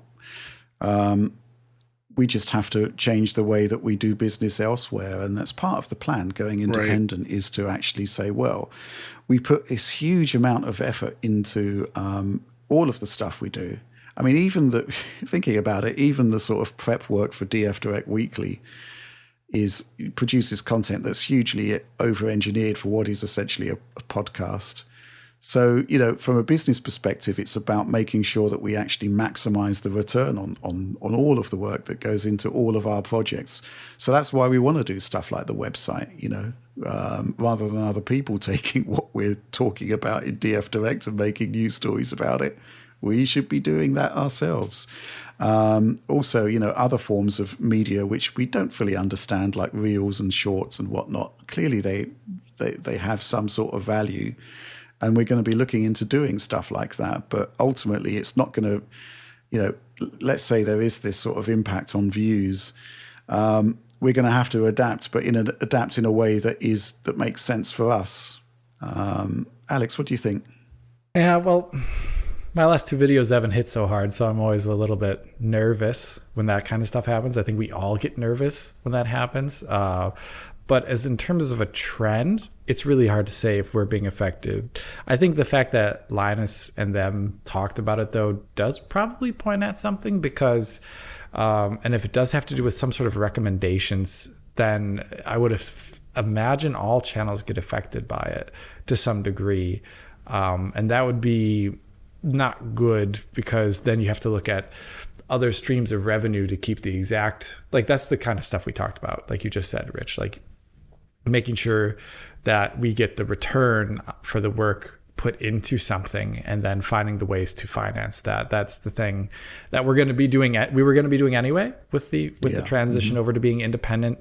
But that this kind of like accelerates those plans and makes them more important for us if this ends up being a thing that actually applies to us. We just don't really know if it is a thing, though, because this concept of the current theory is that signed out viewers are actually being served up videos that potentially won't be unfriendly to people who are under 18. I think that's the sort of current theory. If that's the case, then I wouldn't have expected the Gears of War video to actually have been as successful as it was. True that. Same with Metal Gear Delta. Those are games which are not for kids, I'd venture to suggest. So, if there is some sort of master algorithm in play that's filtering out this stuff, then it didn't affect us on that. Then again, there is a game like Chronos, which I think is what you're referring to, Alex, with your latest video, where that one hasn't hit quite as hard as we hoped it would, and that is an out-and-out horror game, which could potentially fit that. It could fit that. Kids love horror games, though. I mean, they like Five Nights at Freddy's. I don't know if they like Piggy. Existential body horror. I don't whether know they like them or not is irrelevant. It's basically as to whether YouTube's serving up the content. I think we would have to file this one under concerning and basically take a view over it over a longer period of time. But last year we had a lull as well before Gamescom. And then Black Myth Wukong came along and just put us back on track. This year, it was similarly the case. And then Metal Gear Delta sort of put us back on track. But the extent to which we are back on track is still very much up in the air, I think, is the conclusion there. I think ultimately, though, the only sort of question over content concerns whether we think it's a good story or not. I think that's the bottom line, and maybe good story, and if we're interested, in it, which typically intertwines. I would suggest it does usually. Yeah, and I think one thing which we have done in previous lulls in YouTube activity is actually to go back to stuff that maybe isn't diary content, i.e., the latest game releases, but stuff that we're actually really interested in. Whether it's retro videos or whether it's PC feature videos. And that's kind of carried us through. So, I think ultimately if there is to be any sort of pivot based on any kind of change that YouTube is making, it's still going to be stuff that we want to do that we think you'll find interesting. I think that's the bottom line. Let's move on to the next question. This one comes from Anxiously Chronoed Figured. Hello, gents! Exclamation point. What's happening with HDR? Fewer games seem to support it natively, and if they do, the implementation is often quite subpar. Heck, even the latest, biggest Hollywood movies are graded around 200 nits for specular highlights. TVs are getting brighter, yet HDR doesn't get the love it deserves. Cheers! Exclamation point. Obviously, you're all in on HDR, John. Do you agree with this sentiment? I share his disappointment, I will say, at the lack of this. But talking to more and more developers and people working in the industry, the feeling I get is that a lot of people still just don't quite fully understand it in a way that makes them want to work with it. And that we need more, like, I don't know, I feel like this is a huge opportunity for some big consulting firms to open up and, like, we can make your HDR great or something. I don't know. Especially with games specifically, where there's also this struggle over, like, HDR as a standard, and how companies sold a lot of TVs and monitors that claim to support HDR, but they're not really capable of it. Right. And it ended up making things look worse, which then ended up hurting the impressions of it. And there's just, it's such a mess out there that I think that does, on top of the difficulties with implementing it, it really discourages companies from really wanting to go for it. And also, if you're talking the theater, Hollywood movies, of course they're graded at a lower nit level because they're also still designed to be shown in traditional theaters first. And most just have projectors that can't do the kind of light output necessary to pull off HDR, let alone like the more granular sort of display you need to make that work. So I think there's still just a lot of factors that's just discouraging companies from even bothering. And that really, really sucks, because when you see HDR in a really good display, the results are honestly just astounding. It looks so good. It's such an upgrade over the regular screens. Yeah. Thankfully, if you're in the world of PC gaming, there's a lot of options out there for you still. Reno DX I finally have been fiddling with, and yeah, that's an awesome way to do it. But if you don't want to go down that path, auto HDR is still pretty okay. Even if it raises black level a little bit, it still puts out a nice punchy image. NVIDIA RTX, the HDR stuff that they have as well, pretty good. There's solutions on PC. It's just console space and like movies where I feel like it's really starting to fall behind and we're not getting what we should. That's why I am at least happy that, it seems like the first party games by and large are still putting a premium on HDR and ensuring that their games ship with good HDR. For sure, Xbox and Sony have been doing this. And so far, Nintendo's been doing okay with their first HDR system, with their first party games supporting it properly. So I don't know. We'll see what happens, but I definitely have a nervousness about it. And I do personally blame this, like, these selling TVs and monitors that don't really do HDR properly. Right. That stuff sucks. It really sucks. It should never have happened. I know they wanted to sell displays and whatnot and keep the budget low, but it's selling false hopes, and it's tarnishing the name of HDR. Like when you buy and you know what? Nintendo's guilty of this too. The Switch 2 screen can't do HDR. I'll just say, it says it's HDR. It's not HDR. Mm-hmm. It's nonsense. It accepts the signal. It can't support the brightness. It can't do the actual like ANSI contrast. You can't have dark black next to bright highlights. It doesn't work. It's a single backlight. It sucks at that. So there's too many devices like that out there that sold a bill of goods that it couldn't back up. Mm-hmm. Fair enough. Alex? Yeah, like John, I'll just also point out to the wonderful PC community, I do think I should probably cover Reno DX at some point. I'd have to always, every single time I do an HDR video, there's a refreshing of our work of that. Like, how did I do that back then? Yeah, that's how I do it. And I think Reno DX would be a great opportunity to cover that. And I do know people who work on it, so it'd be a really easy kind of project in that aspect. But like John, I think the proliferation of really not HDR monitors, on top of the fact that I do think some middleware has not made it easy. I think Unreal and Unity have probably not prioritized that in comparison to other aspects of all their development. Like there is HDR in there, but in terms of like the explanations of how it works in their documentation, as well as the default options that are provided, maybe being a suboptimal mix. Another thing that I think that happens unfortunately too often is now I do disagree sometimes with the community that every game needs to have a perfect black floor. I think we have films that are kind of gray, and that maybe is trying to convey something. Okay. Right? But I think there's been so many examples in games where it shouldn't necessarily be there if the user wants to turn it off.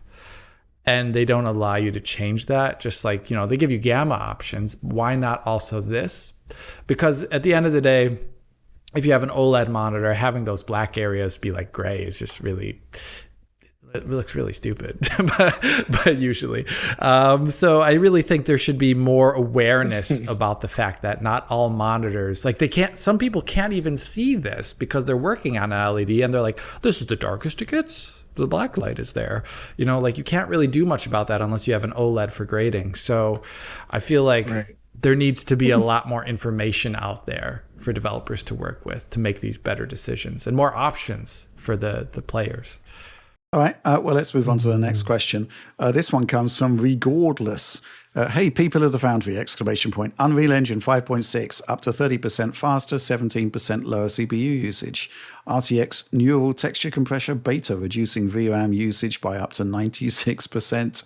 AMD research reducing VRAM usage for trees from 34.8 gigabytes to 51 kilobytes. He's got a lot of examples here. Anyway, the point is, when an engine update provides a larger performance gain than a new GPU generation, is software the real bottleneck for current PC performance? It feels like there are so many inefficient processes on all software fronts that we could freeze the current GPU and CPU generations and have larger gains by concentrating on software improvements compared to trying to brute force it with hardware advancements. Will actual hardware advancements further decrease over time? And will we instead pay for software upgrades to access more performance in the future? Cheers, regardless. Alex, wow. Well, it's kind of like an interesting question, right? But it's not really anything new, is it? The concept of improving performance has kind of been there since day one, really, hasn't it? Yeah, just look at the Xbox 360 generation. You start with Gears of War 1 and the way that looks. And you have the same nominal engine name, Gears of War 3 on Xbox 360 years later, using Unreal Engine 3, and it looks and runs completely different than the first game. And there's optimizations there in the art pipeline. There's optimizations in how multi-threaded that engine was, how it used memory, how it streamed, and advancements as well in rendering technology, figuring out how to do things in a better way, because they had to be invented first and then optimized after the fact. So there's like all that. And I think that's always there and is always ticking away. But now it's much more complex than it was ever before due to the size of games and the size of environments and the multiple paths you can invest your money in while you're making a game. And for a lot of studios that don't have the engineering talent, because the engineering talent has been bought up by Apple, Nvidia, AMD, Intel, Epic, and whoever also throws the biggest money out there, then you're not going to have the same priority as you had in the past on certain styles of optimization or even using a custom engine. So I feel like that is definitely something that we're struggling with with a different way than we have in the past due to the engineering talent being bought up. And I think that was a great point that I saw the other day when someone wrote about it. But regarding hardware, I just want to say that I think we're going to see some advances in hardware that aren't, that do fall within the traditional line, and they're going to be based around each time there's a node jump that is good and brings something to the table. I think the next batch of NVIDIA and AMD GPUs are going to show that in a good way. And but beyond that, I think we're going to, like we've said a couple times in the past on the channel, all of us, as well as the guests that have guested on DF, have said that we're going to, especially like Mark Cerny, that we're going to see like unit specialization, where instead of just having like a monolithic CU that does everything, we're going to say we take part of that, of one of its processes, we see which is like the slowest path when doing it in a generic way, and we make hardware that does that better. And it's specialized, it's less versatile, but it does it better. So we get more bang for our buck in power, performance, and money under the same die size, a die area. And I think that's what we're going to see. That's why the Tensor Core is great. That's why RT acceleration is great. And maybe there's going to be more aspects of that in the future in other directions too. Mm-hmm. Yeah, I think we're kind of seeing it with the Blackwell generation, which used the same node as Ada Lovelace. So in that case, performance increases were kind of disappointing, apples to apples. And there is a change in focus towards machine learning stuff like multi-frame generation, etc. I mean, I think ultimately that sort of cadence is probably going to continue because the die shrinks are becoming rather more spaced apart. I just suspect that the actual software improvements that are baked into the RTX architectures, for example, are probably just going to get better. But we'll see. John, thoughts? So this is something that a lot of people that I know doing software development have talked about for years, is like modern software in many cases is becoming bloated and unoptimized. There's just a lot of like tech debt is stuck in there as well. Right. It goes way beyond games, right? Like you just look at a lot of the tools we use every day and you think about just what's happening there and how much faster they could be. If properly really optimized. I always look at, I'm sorry, but Adobe Premiere and such, I think it could be a lot faster. Oh yeah. But just there's a lot of software like this and games included. And that's why, this is one of the reasons why I was so big on what, Doom, the Dark Ages was doing. When you hear like Billy talk about the way that they were like structuring things and they were actually thinking about the electrical layouts on these chips as far as like how much latency does it take to get from this point to this point when passing data, where do we want to put this in memory to ensure that we can access this fast? Like that's like seriously, when people talk about optimization, that's the kind of stuff that really springs to mind, is like really taking advantage of what the hardware can do to maximize performance. And I don't think it really happens a lot that much these days. And specifically in games though, I do think part of it is just, one, game programming has become a lot more complex. There's just so much more going on. And two, there's also been the rise of middleware and software like Unreal Engine, which is a great support for developers. And it helps make a lot of things possible that would not have otherwise been possible. But it also means that you have a little less control. You could theoretically have less control.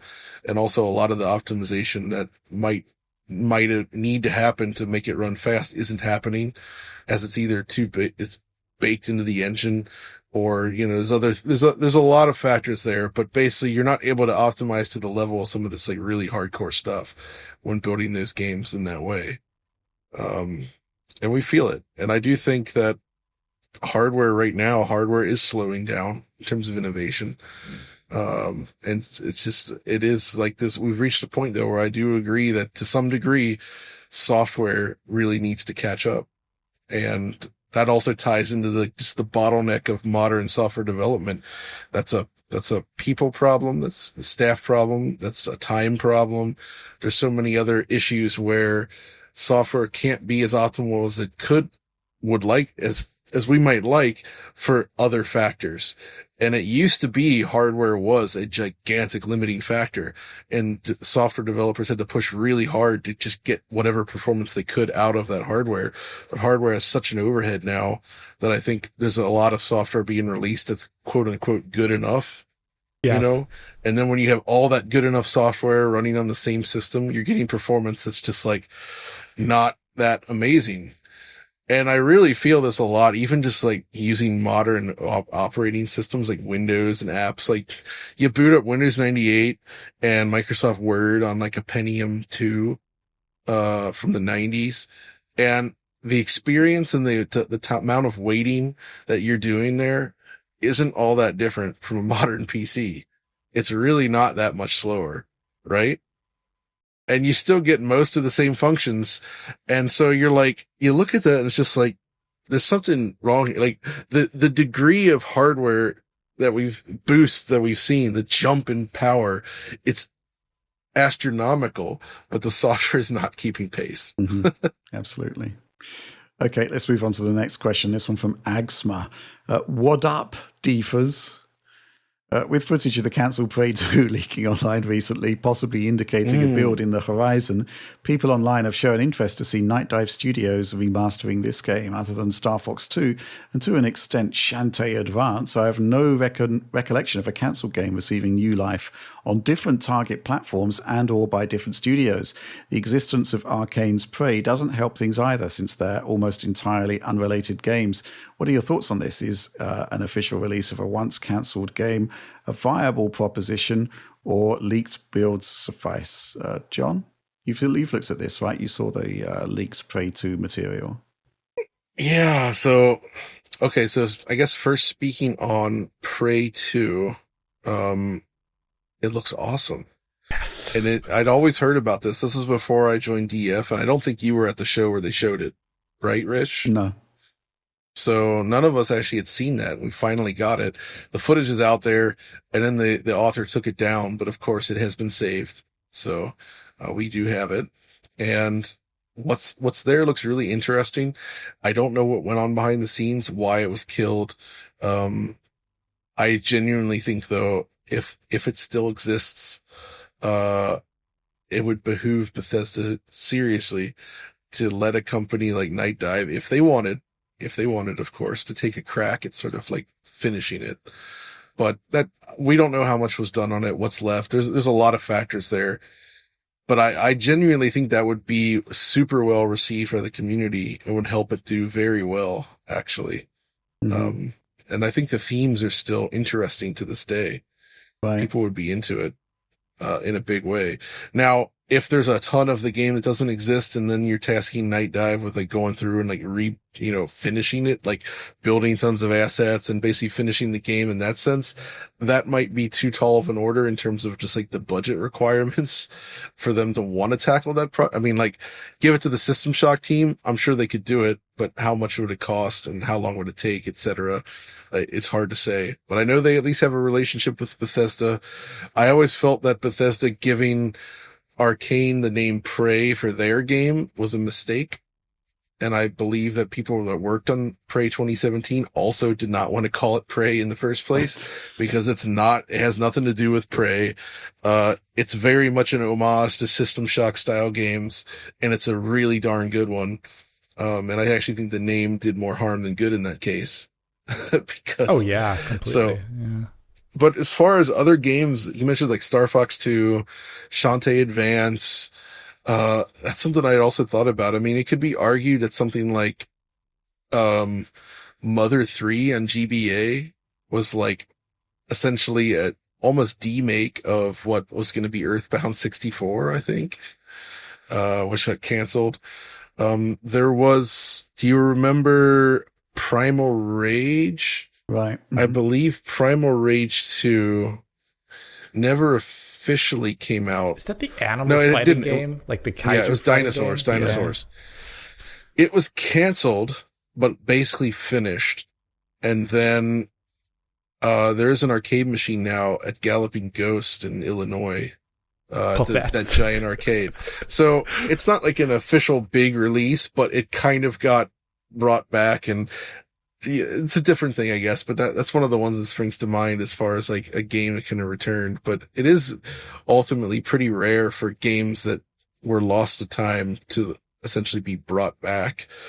I guess it could be argued really that, so he mentions, Prey there, and Prey 2006 technically is kind of like, I mean, it's a lot of the same people involved. It is right. Kind of like a rebirth of what Prey 1996 or whatever was going to be, right? Yeah. So yeah, it's interesting here. I think also I love the idea, and I really think my actual preferred option is it just leaks. And then people who in like the Doom community, for example, like this is running on like a weird version of id Tech 4. Like I imagine there could be some ways to work around it. And get something out there. But if they were to try and go back and rejig this into a real product, it would be like having to learn all this stuff from the outside, presumably with none of the people who originally worked on the project. And if you're peering into this code as an outsider with little context, there's a lot of money involved just getting up to speed with what it should be doing and where it was. And that is a mammoth undertaking. So I don't know how realistic it is, in spite of it being like amazing if that happened. The game looks awesome, by the way. Like every single time I see footage of this, I love Prey, the original Prey. Every single time I see footage of this, I'm like, dang, that is an amazing way to continue the series. You know, like that's so cool, taking another character from the same game that is just like barely there in like one scene, probably in the window, you know, and then using that as a whole nother character for the rest of the series. Such a good idea. I have no idea why it was canceled. It's such a shame. It doesn't make sense, right? Yeah. Like, and Human Head had a good track record, and like everybody loved it. The reception was so positive. Like, what the heck were they thinking? Like, why? I really, like, it almost feels like there must have been some kind of weird political thing happening, Right. because this just doesn't logically make sense. They had a potential hit on their hands.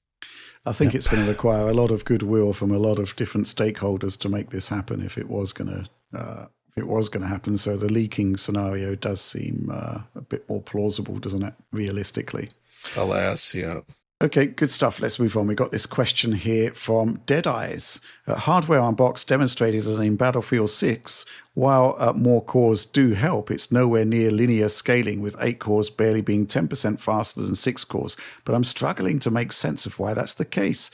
The game seems to similarly saturate both CPUs, so ostensibly the 8 core should be outputting 33% more work. Logic would dictate then that the 8 core should be 33% faster than the 6 core. Where is all that extra work disappearing to? Is it just CPU usage reporting not being very accurate? Or is there something else I'm not understanding? Thanks. So, Alex, yeah, this is kind of like, well, it's kind of nothing really new, is it? Yeah, I mean, there is the sort of, I think Deadeye's contention here is basically that the way games work is that work is allocated to all cores on a similar basis, and therefore we should be seeing an increase in results in line with the amount of physical resources that are there. But that's very rarely the case, even on the best multi-threaded games, right? Yeah, I'm struggling to think about any really good examples of it. So the one thing, like, yeah, it could be spreading the load in a better way, but if still the core bottleneck of a majority of that code is some single threaded thing, which is highly likely given the way games work, like that is going to be the thing that where most of the frame time is spent there, and the excess areas of frame time that could have been spread around that are more multi-threaded, that's where you're seeing that extra 10% or whatever. Another area where you'll see it in over long periods of recordings is you could see better frame time stability in those moments when things that could overburden a processor with fewer threads, when they come to bear, and then the one that has more threads available, we'll see those frame time spikes maybe being smaller or maybe not apparent. But I'm not actually familiar with this Hardware Unboxed video completely. They usually talk about frame times, so maybe it's in that video. I don't really know. But just a really good example. So there is a slight misconception about Crysis. It does use many cores. I just want to bring this up really quickly because back in the day, you could run a game like Crysis, which was heavily single thread limited, just given what everything the game was doing. But if you had 2 cores, the game would run a lot better because the few multi-threaded things it did have in there, like sound and like, I guess physics was on another thread or something like that for some stuff. Maybe particle update for all I know. Like all those things could add up and slow down if you just were on 1 core. And if those 2 cores that you had were also overburdened in one moment, having 4 cores also could technically help the frame rate out. It's just over time, as we've seen games become CPUs getting wider and faster, that you don't see like if the single thread thing is the limiting factor, you don't actually get to see the benefit of all the extra cores that are and all the work they're doing. And they could actually be lowering the frame time of a lot of stuff, but it just doesn't matter in the end, right? Because it's all done in parallel. So in this case, I would say it's not surprising, and I would love to see, like we were talking about earlier with John, like the bottleneck in games is software in a lot of ways, and how efficient it is. And even the biggest titles that aren't actually being so ambitious this time around in some ways are still technically not getting like pure linear core scaling. So that's something for the future. Yeah, I think from my perspective, there's potentially a sort of misconception there of how game logic works on a CPU, because the concepts that, all cores are sort of equally utilized very rarely happens. You typically have like a game thread and a render thread, and that kind of dominates proceedings, and then supplementary work goes to other threads. So that instantly means that you're not going to be getting like complete linear scaling based on the amount of cores there. And even in games that don't do that, I think Alex, Red Engine Cyberpunk is one of those engines that does scale pretty great over more cores, but you're still not getting linear scaling there. Right. There's also other stuff, of course, like, other potential bottlenecks, like GPU driver, for example. I mean, back in the day, the classic case was that the DX11 driver on AMD wasn't particularly great and wasn't as multi-core aware as the NVIDIA one. These days, it seems to be the case that a lot of focus is now on the CPU overhead on NVIDIA, for various reasons. So things sort of change there. But yeah, it's basically the case that, you just don't get this sort of perfect scaling of game performance to cores. It just doesn't happen, unfortunately. And to be fair, you don't really get it on GPUs either. When you're looking at like the CUDA core counts of like the Blackwell series, you're not getting linear scaling of frame rates according to how many CUDA cores there are. There's a lot going on there. Anyway, let's move on to our final question. This one from Bell Kerry. Hello, DF greats, and greetings from Finland! ! Now that you are free from the evil mega corporations, I too decided to become a paying supporter, only on the lowly peasant tier, but anyway. Thank you. Thanks a lot, yeah. Do you have any plans to have an annual DF anniversary special on your Independence Day? The topics could vary from the history of DF games or gaming technologies, about yourselves as persons, your favorite games, debates, anything goes. I think it could be fun, at least for the viewers. John, I don't know about this. What do you think? I'm okay with that. I like the idea. Yeah. I think it's fun, actually. It sounds what like would you fun. do? What would you do on a DF anniversary day?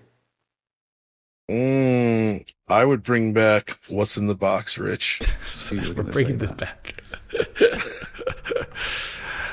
I'll tell you what, we also had another question, which I didn't put down, which was basically asking us for our sort of desert island game systems. And yeah, that would be an interesting one, except, somebody's got to have the Master System, and it's not going to be me. I'm saying. Oh, Rich, you're getting the Master System. Alex, what would you do on an Independence Day? I think the idea is really good, and I think we could do the play, like us playing something together thing, not seriously. Right. Okay. Like in the way we just joke around. With playing. Right. And that would be fun. I think that's a lot of fun, cooperative or competitive, and then maybe having other people involved. Yeah, it could be fun. Something a bit smaller scale. Yeah, something that patrons could really enjoy, and we would enjoy too, because it's not every day we get to play games with each other. We talk about games together, but we don't play them together usually. So that could be actually a great bit of fun there. There'd need to be a sort of vetting procedure. Anything with a raid-faced toilet would have to be. Yeah. It'd have to be in there.